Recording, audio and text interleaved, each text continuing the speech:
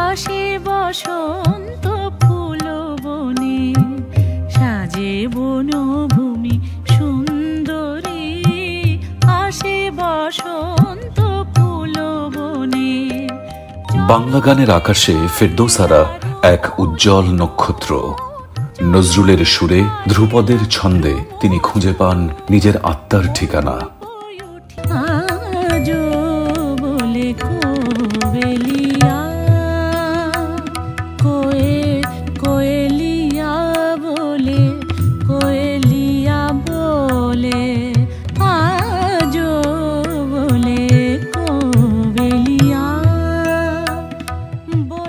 তাঁর কণ্ঠ যেন বেদনা, ভক্তি ও আবেগের অনন্য মেলবন্ধন, যা মুগ্ধ করেছে প্রজন্মের পর প্রজন্ম।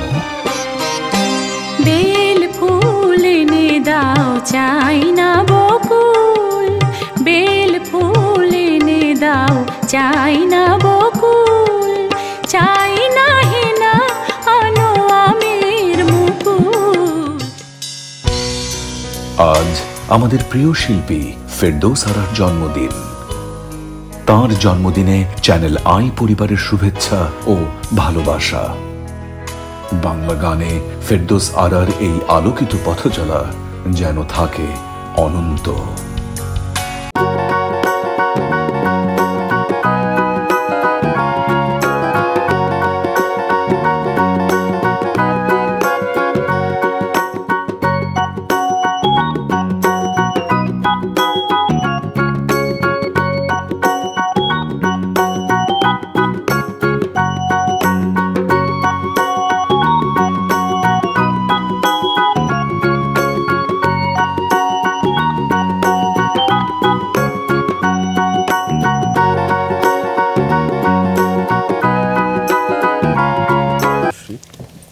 আমি সেই সঙ্গে আমরা ভীষণভাবে আনন্দিত আজকে আপনার দুজন সহশিল্পীকে আমরা পেয়েছি, যারা দুজন আপনাকে ভীষণ ভালোভাবে চেনেন, আমরাও চিনি নিশ্চয়ই।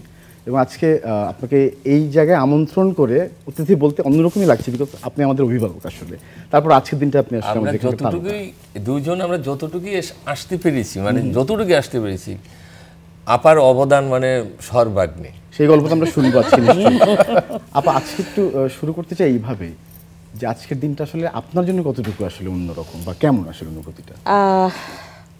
তো মানুষের তো অনেক রকম স্মরণীয় ঘটনা থাকে জীবনে, অনেক কিছু অনেক কাল পার হতে গেলে বহু রকম বহু কিছুই ঘটে, কখনো কখনো অলৌকিক, আবার কখনো কখনো বাস্তবে না জানা না পাওয়ার বেদনার মাঝে একটা বিশাল পাওয়া, সেই রকম পাওয়াই আজকের এই দিন। নিশ্চয়ই আমি জানি না, আমি ছোটবেলা থেকে একটুখানি বলে আসি, সেই ছোটবেলাটা 4 বোন 1 ভাই, তো 4 বোনের ছোট বোন আমি, আমারও ছোট ভাই, স্বাভাবিকভাবে 1 ভাইয়ের বেশি সব কিছুই হয় বেশি বেশি, তো সব কিছুই তার জন্য বেশি বেশি হতো, তার চেয়েও একটু বেশি হতো কেন যেন আমারটা। তো আমার মা ছোটবেলায় বলতেন, একে কখনো অ্যাভয়েড করা গেল না, মানে ও আমাকে কখনো বাদ দিয়ে কিছু করা যাচ্ছে না। কেন জন্মদিন করতে হয়? কারণ ও 11 তারিখে 11ই অক্টোবরেই আমাদের কাছে কোথা থেকে সে এই খবর পায়, এতটুকু বয়সে তো সব স্মরণে থাকার কথা না। তো আমাকে এসে বলতো, আমি নাকি এসে বলতাম বাবা মায়ের মাথার কাছে বিছানায় হয়তো শুয়ে আছে, যখন আমার বোল ফোটেনি 12 অক্টোবর, এইটা হচ্ছে 12ই অক্টোবরকে নাকি আমি স্মরণ করিয়ে দিতাম। তো এটা আমার কাছেও একটু শুনে শুনে অবাক হতাম যে আমারও তো স্মরণে থাকার কথা না। এখন বুড়ো বয়সে এসে কিন্তু স্মরণে থাকে না, একেবারেই না। কিন্তু এখন তো আমরা করছি, এখন স্মরণ করব। একটা বিষয়, তখন সেই সময়কার, এখন কিন্তু আমরা ফেসবুক আগের দিন আমরা বুঝতে পারি যে কার জন্মদিন কখন, কিন্তু তখন তো ছিল না। কিন্তু আছে পলাশ, সেটি হচ্ছে যে তখন তুমি কনিষ্ঠ কন্যা ছিলেন, আজকে তুমি দেশের কন্যা, এবং সেই সঙ্গে এবার অ্যাডেড যেটি হয়েছে নজরুল কন্যা, এবং সেই সঙ্গে তিনি একজন প্রতিষ্ঠিত শিল্পী তো বটেই, সেই সঙ্গে আমরা কিন্তু এবার তাকে অন্যভাবে পাচ্ছি, তিনি একজন 21শে পদকপ্রাপ্ত। এই জন্য আরেকবার কংগ্রাচুলেশনস ম্যাডাম। এবং আমি এটা একটু জানতে চাই যে এই অনুভূতিটা আসলে কেমন? একদম এই অনুভূতিটার পরবর্তী বহিঃপ্রকাশ হচ্ছে হঠাৎ করে আমার বয়স আসলেই 21 হয়ে গেছে। ভালোই হয়েছে আমাদের। কিন্তু আগে কিন্তু এটা অনেক আগে হওয়ার কথা ছিল। সেটা আমরা সব সময় এটাকেই বিশ্বাস করি, যখন আসলে যার যা পাওয়ার। আপা আমার কাছে যেটা মনে হয় যে 21শে পদক তো এটা একটা বিশাল অর্জন, কিন্তু মানুষের ভালোবাসা পেয়ে ফেরদৌস আর হয়ে ওঠা আসলে এটা অনেক বড় বিষয় আছে, সেই ভালোবাসার কথা। এর থেকে বড় কি? তার আগেই কিন্তু আমাকে চ্যানেল আইতেই অনেকগুলো প্রশ্ন করা হতো। তো 13টি প্রশ্ন ছিল না জয়ের, ওটার অনুষ্ঠানের নামটা কি ছিল? 13টি প্রশ্ন। সেখানেও কিন্তু একবার আমাকে সরাসরি ও ধরে ফেললো যে আপনি এতকাল গান গাইছেন এবং সকলের হৃদয়ের মানুষ আপনি, তো আপনি কেন কোনো সরকারি কিংবা বড় কোনো স্বীকৃতি এখনো আপনার মেলেনি? তো আমার এই প্রশ্নের উত্তর আমি কি দিব? একটাই উত্তর ছিল, সেটা হলো মানুষের ভালোবাসা। এই তো বড় পাওয়া। এটা কিন্তু সান্ত্বনার জন্য নয়, আজও বলছি, 21শে পদক পেয়েও বলছি, সেই পাওয়া না পেলে আসলেই পদক তো একটা বস্তু, অবশ্যই অনুপ্রেরণা। এই অনুপ্রেরণা তো আমাকে 21 বানিয়ে দিয়েছে। আপা আপনার কি এইটা ভালো লাগে না? আমার যেটা মনে হয় যে নজরুল সঙ্গীত বলতেই এই নামটা চলে আসে সবার মুখে, সেটা আপামর জনগণ, ঠিক তো? ফেরদৌস স্যার, এটা তো অনেক বড় স্বীকৃতি। তাছাড়া আমি অ্যাড করতে চাই যে আমাদের বিশ্ব দরবারে নজরুলকে যেভাবে তিনি স্মার্টলি প্রেজেন্ট করেন সেটা খুবই আসলে আপা ওই গল্পটা একটু বলবেন যে ছোট করে, আপনি যে ছোট বয়সে যে দেশের বাইরে গিয়ে, বিশেষ করে ইন্ডিয়াতে গিয়ে যে প্রোগ্রাম করেছিলেন, ওইটা তো আমাদের এই দেশের প্রথিত যশা যে কয়েকজন নজরুল শিল্পী আছেন তাদের অন্যতম 2-1 জন। এবং সেই সাথে আমাদের সালাউদ্দিন ভাই বলেন যে যেই আমলে আমি গান বাজনা শিখি এবং ওই পারেই আমার বসবাস, তখনও বাংলাদেশে আসিনি, তো সেই আমলে গান শুনতে গিয়েছিলাম বাংলাদেশ থেকে আগত সব গুণী শিল্পী। তো গুণী শিল্পী কারা তখন? যারা সবচাইতে সর্বশ্রেষ্ঠ যারা, তাদের মধ্যে কনিষ্ঠ জন আমি। তো আমারও গান ছিল সেখানে।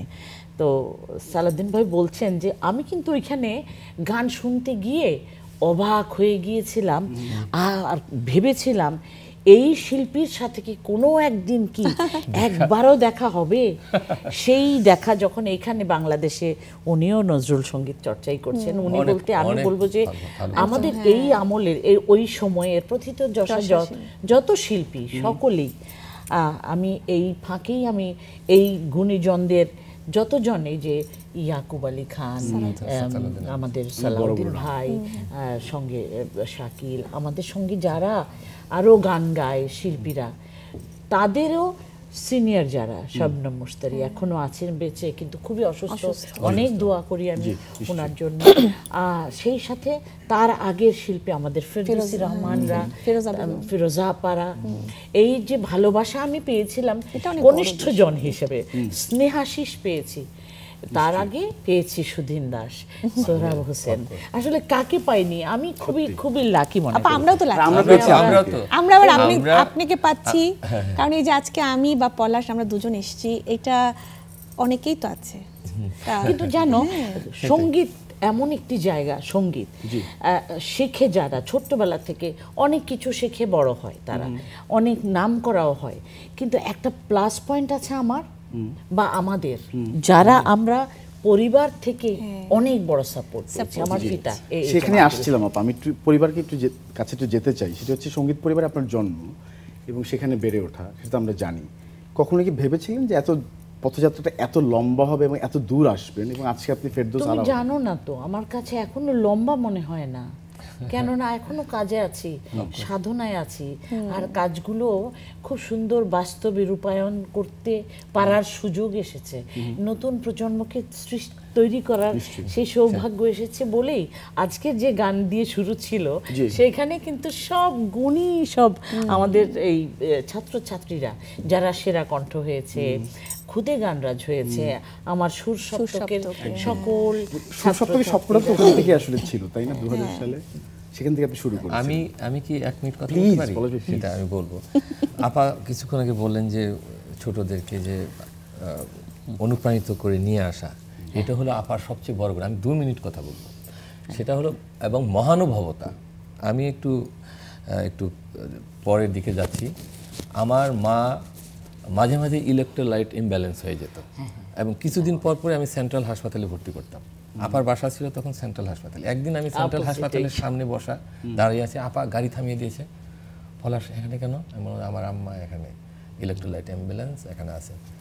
আপা তখন বললো যে তাহলে তোমাকে কি পাঠাতে হবে খাবার, আমার আম্মার জন্য কি পাঠাতে হবে? কথা ছিল এরকম যে বাসাটা অপোজিটেই আছে, তোমার হসপিটালে যিনি আছেন তার জন্যও তো অনেক কিছু দরকার হয়, আমার বাসাটাই হবে মেইন জায়গা যেখান থেকে এই মমতার কথা শুনেছি তার, আমরা তো পেয়েছি বটে। না, আরেকটা বিষয় আমি যেটা বলবো সেটা হচ্ছে যে শিল্পী তো অনেকেই হয়, হ্যাঁ, কিন্তু ভালো মানুষ হতে পারাটা অনেক বড় বিষয়। এই কথাটা কিন্তু আমি জিজ্ঞেস করতে গেছিলাম। এটা আমি আরেকটা বলবো সাফি, সেটা হচ্ছে যে আমি খুব টেম্পারেলা মানুষ, কিন্তু আপার কাছে থেকে থেকে আমি একটা জিনিস শিখেছি, ধৈর্য।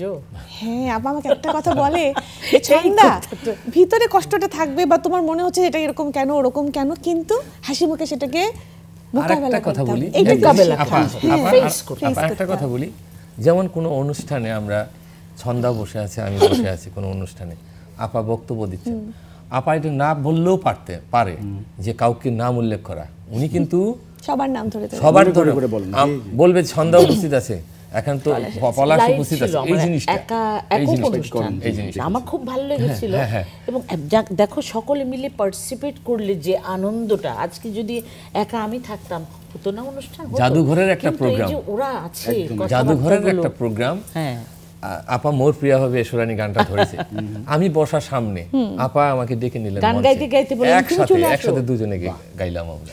আপার সাথে আসলে ভালোবাসা আমার কাছে মনে হয় যে ওই যে মানে ফেরদৌসার শিল্পী, সেটা বাইরে অনেকেই অনেকভাবে জানেন, কিন্তু ভিতরের মানুষটা, আমি কিন্তু সেখানটাতে আসছিলাম, এটা খুব জরুরি। এই শুভ সময়টা যদি দুজনকে জিজ্ঞেস করি যে ব্যক্তি ফেরদৌসারাকে যদি মূল্যায়ন করতে বলি ছোট্ট করে দুজনকে, আমি বলবো প্লিজ। আমি মানে সে আমার ইন্সপিরেশন ছোটবেলা থেকেই, কারণ নজরুলের গানে গাইবো এরকম ব্যাপারটা ছিল না, কিন্তু আমায় নহে গো ভালোবাসো মোর এই গানটার একটা অ্যালবাম, যেটা পথহারা পাখি সম্ভবত, তাই না পা, ওই অ্যালবামটা HMV থেকে, ওই অ্যালবামটা শোনার পরে আমার মনে হয়েছে আমরা যেভাবে গাই, মানে আমি যেভাবে গান করি, কোথায় যেন মানে একটা ছোঁয়া আছে, হ্যাঁ, তখন মনে হলো না আমিও নজরুলের গান করবো, সেই জায়গা থেকে ইন্সপিরেশন। আর যদি ব্যক্তি মানে বলি, সেটা হচ্ছে ওই যে একটু আগে বলেছি যে মানে টেম্পারটা না রাখা, তুমি সহজভাবে উপস্থাপন করো, ভিতরে রাখো, এইটা তার কাছে শেখা। আর তৃতীয়টা বলবো যে ভালোবেসে নজরুলের গানকে ধারণ করে ওই পর্যায়ে নিয়ে যাওয়া, এটা তার কাছে শিখে। পলাশ ভাই কি রকম আসলে সুন্দর করে বলতে পারে ও খুবই, আর ইদানিং একটু বেশি পারে, কারণ পিএইচডি করে ফেলেছে, আপনার থেকে তো পিএইচডি করেছে মিউজিক কলেজে, এখন আছে, আমি নজরুল বিভাগে আছি, হ্যাঁ আপা ওখানে ছিলেন, একসাথে অনেক কাজ করেছি ওদের সাথে, আর আপনার সাথে তো আমি আছি। আর পরের কথা হলো যে আপা আমরা 2008 সাল থেকে নজরুল ইনস্টিটিউটের প্রশিক্ষক, আপার সাথে আমিও ঢুকেছি এবং আপার সাথেই আছি নজরুল ইনস্টিটিউটে। আর সবচেয়ে বড় কথা হলো যে আপনার ওনার যে আমার যতটুকু সঙ্গীতে অর্জন, প্রত্যেকটা ক্ষেত্রেই আপার অবদান, এইটা আমারই। এবং উনি আমাদের বাংলাদেশের অন্যতম নজরুলের সংগঠন, নজরুল সঙ্গীত শিল্পী পরিষদ, নজরুল সঙ্গীত শিল্পী পরিষদের নির্বাহী প্রেসিডেন্ট আমি আছি, আমি জেনারেল সেক্রেটারি হিসেবে আছি, আপা আমাদের মাথার না, ওরা আছে বলেই আমি আছি। আর সবচেয়ে বড় কথা কি, দেখো শ্রদ্ধা বোধটা জাগানো, কোনো কিছু খাইয়ে পারবে না, দিয়ে পারবে না, কিচ্ছু না, এটা একটা ইন্টারনাল কানেকশন তৈরি না হলে তুমি ওইভাবে পেতে পারো না সম্মান। আর সেই জায়গাটাতে একইভাবে উল্টোটাও হয়। আমাদের পক্ষ থেকে যদি ওই নতুন প্রজন্মকে বা যারা এগিয়ে আসছে তাদেরকে যদি ওইভাবে কানেকশন, ইন্টারনাল কানেকশন না হয়, তাহলে হবে না, ওই শ্রদ্ধা বোধও আনতে পারবো না আমরা। আপনার কাছে হতে হবেই আপা, মিস হবে না। আমি তো এই জায়গাটাতে একটু টাচ করতে চাই আপা, এখনকার যারা শুদ্ধ নজরুল চর্চা করতে চায় বা ইনিশিয়েটিভ নিচ্ছে বা ভাবছে, তাদের জন্য যদি আজকে একটা পরামর্শ বা একটা আশার বাণী কিছু বলতে বলি এই সুসময়। তাদের জন্য পরামর্শ নয়, আমি বলবো তাদের জন্য একটা প্রচণ্ড ব্লেসিংস ছিল যে এইরকম প্ল্যাটফর্মগুলো পাচ্ছে। চ্যানেল আই যেমন সেরা কণ্ঠ, বাংলার গান, আমাদের খুদে গান রাজ, আরো কি গানের রাজা, নতুন কুড়ি। তবে চ্যানেলের কিন্তু শুদ্ধ সঙ্গীত ধারণ করার ক্ষেত্রে চ্যানেলের অবদান অনেক বেশি। চ্যানেল আই না থাকলে দেখো, আমরা চ্যানেল আইতে বসে তার প্রশংসা করার অর্থ এই নয় যে আমরা সর্বক্ষেত্রে এই কথাটা মানি। আমরা সবাই, আমরা বলতে সকল শিল্পী, আমরা কিন্তু জানি যে এই চেষ্টাকে চ্যানেল আই আরো উদ্দীপিত করে তোলে। যে যেখান থেকে কঠিন চেষ্টা করে যাচ্ছে, যেমন আমি একটা চেষ্টা চালিয়েছিলাম যে একক কণ্ঠে হাজার গান, সেটা কিন্তু কঠিন কাজ, অনেক অনেক অর্থ ব্যয়ের কাজ, কিন্তু এইটাকে কিভাবে বাস্তবায়ন করা যায়, সিডির আমলে করা হয়েছিল, 10টি সিডি হয়েছিল, এখন কিন্তু সরাসরি ইউটিউবে যাচ্ছে। তো এই কাজটিও অনেক টিভি চ্যানেল করছে, ইউটিউবে যাচ্ছে, কিন্তু খালি একটু গভীরভাবে দেখলে বোঝা যায়, যখন বাংলা খেয়াল বলে অনুষ্ঠানটি তৈরি হলো, এমন বড় একজন মানুষ আজাদ রহমান, তার যে প্রচেষ্টা, এটাকে সফল করতে এগিয়ে এলো। তো আমি শুধু এইটা নয়, তুমি বাংলার গানে কারা এসছে, তারা শুধু শহর ভিত্তিক নয়, তো এইগুলোকে যে শুধুই এটা কর্পোরেট অফিসের বিজনেস আমি বলবো না, এখানে লালন হচ্ছে, শুদ্ধ সঙ্গীতের লালন হচ্ছে, এটা হচ্ছে লালন করছে, লালন ক্ষেত্র। তো আমরা বলি আতুর ঘর হচ্ছে বিটিভি, বাংলাদেশ টেলিভিশন, যেখান থেকে আমরা সৃষ্টি, কিন্তু আমাদেরও মরে যেতে, ঝরে যেতে এতটুকু সময় লাগতো না যদি টেলিভিশন চ্যানেলগুলো এইভাবে না এগিয়ে আসতো। এবং প্রথম যে স্যাটেলাইট চ্যানেল, আমাদের চ্যানেল আই যেভাবে শুরু করেছে। আপা, এই যে সকালের গান, যেটা সকালের গান, এটা তো চ্যানেলেই শুরু। হ্যাঁ, এবং দেখেন আজ অবধি এই ধরনের অথেন্টিক নজরুল হচ্ছে না তেমন কোন, এবং এত অস্থির প্রোগ্রাম নেই। আগে এই প্রোগ্রামটা শুরু হতো সেই রাত 3টা থেকে সকাল 9টা পর্যন্ত, দুটো চাঙে, কত ভাবে এটাকে অবস্থা। আমার আপা সুযোগটা হয় কি করে, আমরা যখন আমার চ্যানেলে করতে যাই টুরে, তখন সবাই কিন্তু কাছ থেকে এসে বলে আপনার ওই অনুষ্ঠানটি ভালো লেগেছে, ওই অনুষ্ঠানটি ভালো লেগেছে, মানে চমৎকার ভাবে বলতে পারে আর কি সেই সময়। তখন আমরা বলতে পারি যে ফেরদৌস স্যার আমাদের আসলে সবার।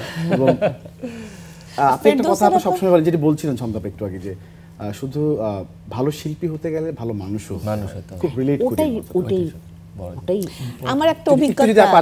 আপনি যদি আপনার মতো করে একটু বলেন, কেন কথাটি বলেন, ভালো মানুষ হব, এই কথাটা ভাবলেই হওয়া যায় না, ভাবলেই হওয়া যায় না, এটাকে এক্সিকিউট করতে হবে। তুমি তোমার জায়গা মতন তুমি মানবিক গুণাবলী থাকতেই হবে। মানবিক গুণাবলী না থাকলে আজকে শুধুমাত্র তুমি তোমার স্বার্থে চলো যদি, কখনো হতে পারবে না। তোমাকে সবাইকে সুযোগটা দিতে হবে। তুমি একটা জায়গায় এসেছো, তুমি এখন সবার সঙ্গে, গতকালও ফাতেমাতুজ জোহরার সঙ্গে আমার নতুন কুড়িতে অনেক গল্প হলো, এবং আমাদের সাথে আরো কয়েকজন রবীন্দ্রসঙ্গীত শিল্পীরাও ছিলেন। তো আলোচনার মধ্যে কিন্তু সবটাই উঠে আসে যে আমাদের এই এতদিনকার চলায় কে কোথায় বলতে, আমরা এমন সব শিল্পীকে, গুণী শিল্পীকে এখন দেখি যে কোনো না কোনো কারণে ভিক্টিমাইজ হয়ে যাই আমরা। যেমন আমি এতদিন বিটিভিতে নাই, কেন না জানি না, সেই 13টি প্রশ্নের উত্তরও দিয়েছিলাম। আমি যে কেন আসিনি আমি নিজেই জানি না, আমাকে কেন ডাকা হয়নি তাও জানি না, আজকে কেন ডাকছে সেটাও জানি না। আমি গান করছি, আপনি জায়গাটাকে তো কেউ ম্লান করতে পারে না। আসলে কোন শিল্পী কখনো ম্লান হয় না। শিল্পী এটা কিন্তু গায়িকা না, গায়ক গায়িকা না, শিল্পী হওয়াটা অনেক বড় ব্যাপার। শিল্পী করা যায় না। আরেকটা জিনিস, সেটা হচ্ছে গুরু ভক্তি। কারণ কাকা, সুদিন কাকা আমারও গুরু। আপা একটা কথা বলেছে যে কাকা ছন্দাকে আমার হাতে দিয়ে গেছে, এটা উনি না বললেও একদমই। এই যে বিষয়টা, মানে শুধু তাই না, তার ওনার পরের যে জেনারেশন যারা আছেন, তারা ওনার সান্নিধ্যে এসেছেন, তারাও কিন্তু এত মধুর করে গুরুমা বলেন, একদম আমি শুনি তো, সাউন্ডস মানে লিটারালি স্পিরিচুয়াল। মানে আসলে এটা আপার ক্ষেত্রেই প্রযোজ্য। পলাশকে যখন দেখেছি তখন সে বাচ্চা ছেলে, প্রতিযোগিতায় প্রথম, চ্যাম্পিয়ন হচ্ছে, বেঙ্গল ফাউন্ডেশনের বিভিন্ন প্রতিযোগিতা হচ্ছে। তো বাহ, এত বাচ্চা ছেলে, ওকে তখন আরো বাচ্চা বাচ্চা লাগতো।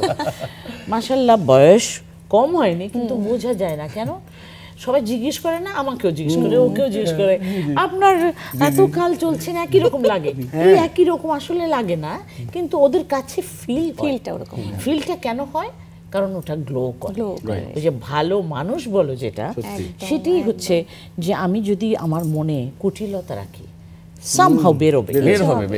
গানটা হয় না, গানও ছেড়ে যায়, গান ছেড়ে যায়। এটা কিন্তু সত্যি আপা, আপনি তো আগের মতোই আছেন। যাই হোক, আমরা একটু বলতে চাই, আরেকটু কমপ্লিমেন্টস দুজনের কাছে এবার প্রশ্নই রাখি, যে যদি এই প্রশ্নটা এভাবে করি, জানতে চাই যে দুজনের ক্যারিয়ার গড়ার ক্ষেত্রে আজকে যদি ফেরদৌসা আপার ভূমিকার কথাটা একটু বিশেষভাবে মূল্যায়ন করতে বলি, কিভাবে করবেন? আমি তো বললামই যে আমার সঙ্গে আমি শুরু থেকে দিলে শুরু করি। ঠিক আছে। আমার যেটা বলার সেটা যে বললামই তো, যে গানের মানে একটা কোথায় যেন একটা মানে ব্যাপার আছে যে আপা খুব হাই রেঞ্জে গান করে। হ্যাঁ, সেটা মানে ছোটবেলা থেকে আমিও করি। ওইখান থেকে গান, নজরুলের গানে মানে ঢোকা এবং এইভাবে গান করা, সেই ইন্সপিরেশনটা উনি। গুরুর জায়গা থেকে আগের মতোই আছে মমতা। হ্যাঁ, মমতা। আরেকটা যে আমি তার সাথে আছি 16 সন থেকে, সুর সপ্তকে, সেখানে প্রতিটা শুক্রবারে দেখা হয়, এবং মানে আমি আপাকে কখনোই দেখি নাই যে মুখটা কালো করে কথা বলে। আমি তাকে দূর থেকে একই রকম দেখি। হ্যাঁ, মুখটা কালো আমি করে শেষটা আপা একটা কথা আমার খুব মনও যদি খারাপ হয়, তবু আমি, আমার শরীর ভালো নাই বা পারিবারিক কোনো কারণে মন ভালো নাই, তো স্কুল আসলেই ওকে দেখি। আমাদের অনেক ক্ষেত্রে পলাশ আমার সুর সপ্তকেই জড়িত আছে বহুকাল। তো বিষয়টা কিরকম, তাহলে জিজ্ঞেস করা হয়, ওরা তো আপনার পরবর্তী জেনারেশন। আমি বললাম এখানে জেনারেশনের নাই। আজকে যারা সকালে গাইলো ছোট ছেলে মেয়েরা, আসলে জেনারেশনের গ্যাপ নাই। শিল্পী যখনই বলা হবে, এই জন্য আমি বলি যে শিল্পী বলা হলেই আর বয়স নেই। এই তো, এবং সুর সপ্তক নিঃসন্দেহে আমাদের জেনারেশনের গ্যাপ। অভিজ্ঞতার কথা বলি, সেটা একদম আজ থেকে 15 বছর আগে। আমাদের হাতে সময় একদম কম। আমি নিশ্চয়ই শুনবো মন্ত্রীর কথা, আমি তোলা থাকলো। আমি আপনার কাছে শেষ প্রশ্নটা এভাবে রাখতে চাই, নজরুল সাহিত্য, নজরুলের গান আপনাকে কি ধরনের উপলব্ধি দেয়? আছে শেষটা। নজরুলের গান আমাকে পথ চলতে শেখায়। নজরুলের গান আমাকে স্রষ্টার সাথে ভালোবাসার একটা আদান প্রদান করতে শেখায়, আত্মসমর্পণ করতে শেখায়, একটা আশ্রয় দেয়।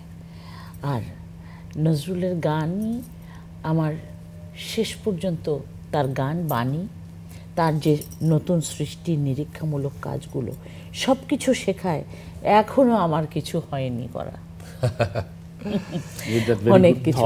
আমরা কেকটা কাটতে কাটতে আজকে আয়োজন থেকে বিদায় নিব। প্রিয় দর্শক, আমাদের সঙ্গে যারা এতক্ষণ ছিলেন, অনেক অনেক ধন্যবাদ।